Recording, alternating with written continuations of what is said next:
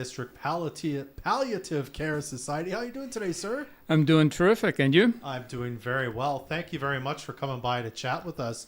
You Thank guys you. are having an open house tomorrow from 11 until 3 at the hospital. That's true. We're going to get into that in just a second, but I thought we'd start with what you are at the Palliative Care Society. I know we've done this interview lots and lots, but let's remind people and/or talk to people who might be new to the community. What do you do at the Palliative Care Society? The palliative care's purpose, in the very basic form, is a commitment to support and spend time with people who are palliative. Mm-hmm. In other words, at the end of life. Yeah. Right? With that, we also offer a bunch of other services to the community around the whole idea of, people having lost somebody that they love or a loved one going through the end stages of their life, and how we can support them and their support structure around them. Absolutely. And I think, through the many times we've talked over the years, part of that support is, if we could say like emotional support, you can get together in groups and chat and all that. But also in the past, I think you've gotten beds for people so they can be That's comfortable correct. at home in kind of their last days and whatnot. So Absolutely, it's kind yeah. of a two-pronged thing you kind of do here. I guess infrastructurally you do, but Yeah. also emotionally and that kind of stuff. Eh? Yeah. To put it to a bit of a finer point, we have 5 pillars, we call them. First is the visitation program, which I've mentioned already. Yeah. The second is grief and bereavement support, right, for people who have lost somebody. The third is the hospital bed program, as you mentioned. The fourth, we have an education thread that looks to make, it's hard to say this without being crass, but makes death something that's real instead of something that we push away and hide, right? And how do you manage that kind of thing in your life? Because eventually we all come to that point. Yeah. And then the fifth thing is we're looking to actually expand visitation to not just people who are palliative, but also people who are alone in institutions and things like that. So those are the 5 things we focus on as a group. Yeah, and I know we've talked about this extensively. I mean, death is not something we like to talk about in our society. And as you say, we kind of push it off and then suddenly it'll happen. It'll happen to you, and then your family has to, or it happens and you're a member of the family and you don't have a plan. You're kind of like, I don't know what to do here. Absolutely. You want to help ameliorate that by saying, have a plan, prepare in all the ways that you can, because eventually we're all going to go. Absolutely. One of the greatest gifts that you can give your family, especially as you enter the later stages of life where death is more predictable, right? Death happens at all phases, but is to let people know that you are aware and what you would like and how they can help manage that, and also how they can deal with that. Absolutely. Well, let's talk about this open house, because obviously we can get a lot of this information that we just said very quickly, more in depth and whatnot. Yeah. Tell us a bit about that open house. So tomorrow, December the 5th, I believe it is, we are at the hospital in the Callahan Room, and we're there from 11 till 3. It's a drop-in kind of a thing. We are offering cookies, teas, treats, right, with a bit of an enticement, if you will.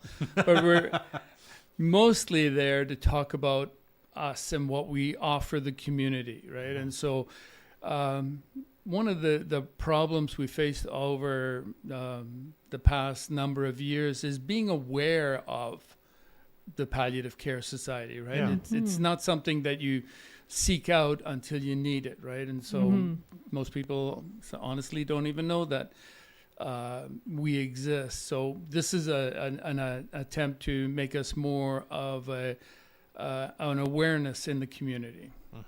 Absolutely. And part of that awareness, I think we should talk about some of the wonderful kind of gatherings you have, because I know you've got like a grief group that meets. It's sort of a peer support group, I think is the way you put it. That's and right. You've got something else called Broken Circle coming up, I think in kind of mid-end January. That's right. But let's talk about the grief group first, because that's meets semi-regularly, if I remember right. It meets very regularly. Yeah. This is the first year we've gone the entire year. Yeah. Now, we do stuff for holidays and things like that. So right now we meet every Wednesday at the college in the industrial wing. I think the room is 1018. And sorry, I need to get my notes here. It is a group that just gets together and supports each other Yeah. through their grief, right? So everybody has a unique and individual journey, but the common element is supporting each other through a difficult time in life. Yeah. And so we meet there like I said, every Wednesday from 6:30 to 8:30 p.m. We go this year right until December the 17th. And then we start again January the 6th, right, which is the first Wednesday after New Year's. Yeah, and this is again just a drop in. You can It's just show a up. drop in. Everybody's welcome whenever. Yeah. Okay, and then Broken Circle. Tell us a bit about this, because it's also to do with grief, is it not? That's right. It's sort of the other side of a drop-in program. It's a 10-week structured program that focuses on issues that people should think about in dealing with their grief. And so I don't have the curriculum in front of me, but it raises an awareness along the way of have you thought about this, right? Understand that this is coming. This is normal.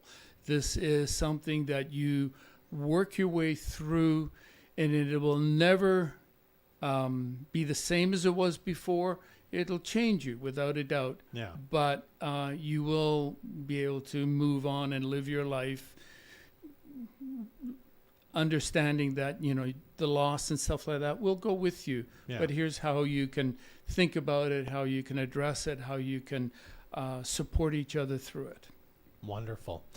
Is that have a cost to it, or is No, it's a okay. free program. Okay. You have Everything we offer is free. Gotcha. Do you have to register for it ahead of time? We do. The next session starts January 22nd. Okay. We're looking at a 10 a.m. to 12 p.m. Sort of time frame for thing. It's a bit of a different time of the day than we normally do our activities. It'll be at the college. We have a service or a web-based service called Eventbrite.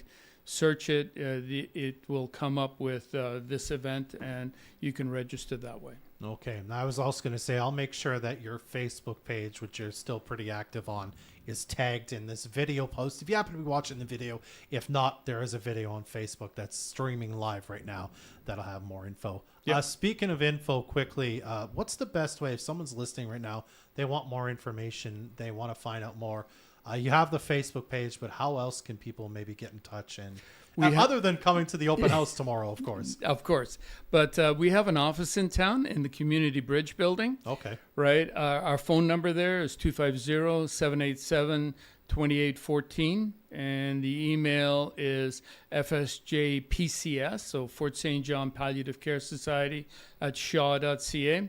And as you've mentioned, we also have a Facebook page that we try and keep going and update fairly regularly. All right. There's a wonderful young lady that works there. She'll take very good care of you when you call her. And please do feel free to reach out. All right. And say that phone number for us one more time, if you don't mind, Norbert. Yeah, you bet. 250-787-2814. Perfect. All right. The open house tomorrow from 11 to 3 in the Callahan Room at the Fort St. John Hospital. They have refreshments. Stop by, say hello to Norbert and other members of the society. Anything else you want to say before I let you go, Norbert? Yeah, one more quick thing. We do another workshop called an Advanced Care Planning Workshop. And this is that gift I talked about, right? Yeah. When you can prepare for your passing and how you want things to go. It's a very involved kind of a topic. We offer a 3-session workshop. Next one, we're looking to start on the 27th of January. Okay. It'll go 3 consecutive weeks. It'll be from 6:30 to 8:30. The room we haven't booked yet, so it'll to be determined. But this is a very, very good thing. There's no greater gift than you can give your family at a time when their life is very, very difficult than making your wishes known so they don't have to guess, they don't have to argue, which happens, they don't have to wonder what you would have wanted. Absolutely. All right, Norbert. Well, it's always a pleasure to have you here to talk to us. Thanks so much for making time for us today. No, thank you for letting us be on and talk about our organization. Very appreciated. Thank you.